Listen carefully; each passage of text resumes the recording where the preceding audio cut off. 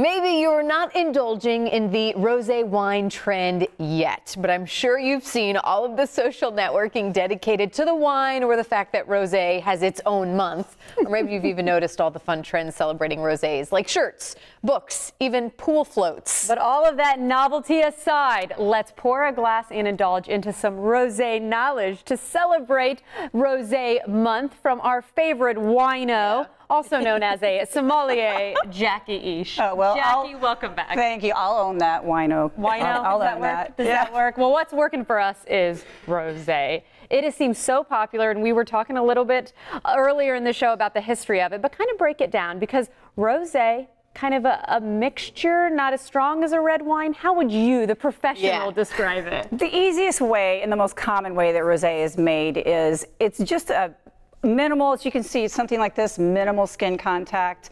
And then you have something that's a little deeper, like our rosé over here from the Rhone.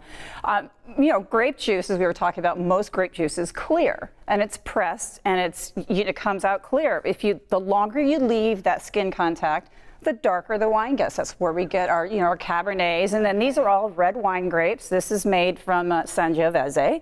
This is actually made from Negramaro. This is our by the glass pour at Sea Salt in St. Pete, southern Italy. And it's a really dark skinned grape, but they just want that color. And there's also a little bit of, it gives a little fuller texture on the palate because you have the tannins from the grape skins.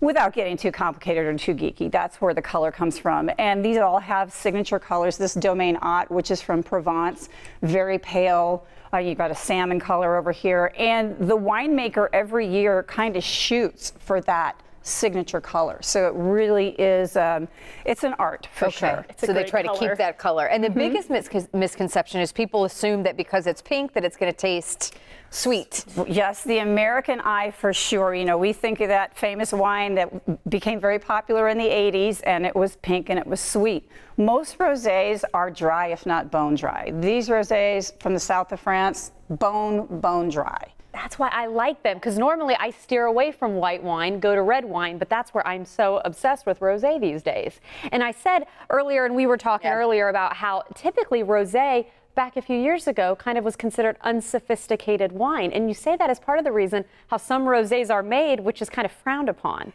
There are some rosés, depending on the region. Like I say, this is from skin contact. Some rosés will get their color from blending a little bit of red wine into white wine. Depending on what region you're in the world, it's a no-no. That's a no-no. That's where that comes from. That's where that connotation comes from. Yeah. But not that way for sure. Can you, can you mix a little bit of red and white? I mean, would it ever taste good to do that? To start mixing wines?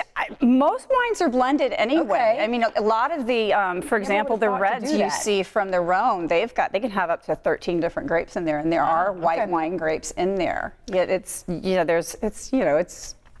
again, not her favorite. It's an art. Oh no, Rhones are delicious, but it's just something that wine can be as simple or as complicated as you like when you really start digging into it.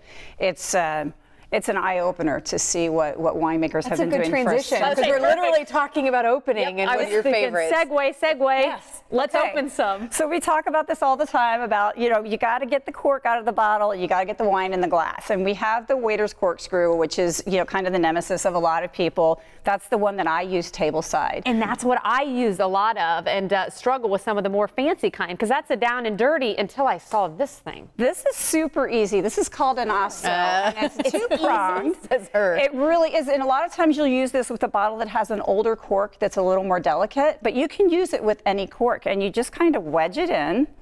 You just kind of rock it back and forth. Oh, see, I'm so scared I wouldn't. And you just pull and twist. You look scared. I know. And I always kind of grab the cork, especially if it's a delicate cork. And there you go. Okay. There's your cork right there. It's such a pretty bottle. Well, and I will say, here's what may or may not have been my Mother's Day present.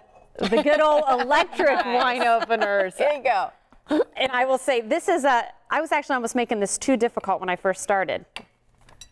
So you just push that button, press down a little bit, and there you go. Look at that. Keep pushing the button, and there goes your cork. Look at that. Now, I have some wine professional friends that are appalled that I brought this tool on the show that's today. what I was going to ask. I mean, She you said, can't- no, what happens if the battery dies or if it, listen, again, we just want to get the wine out of the bottle into the glass. So if this No helps matter you how it do that, I think it's amazing. And I'm all certainly for do it this month with the rosé. You have the perfect excuse to do it if you haven't tried it yet. Yeah. Good to see you again. Yeah. We appreciate it. Well, I love being here. All Thank right. you so much. Thank you. We got a cheers.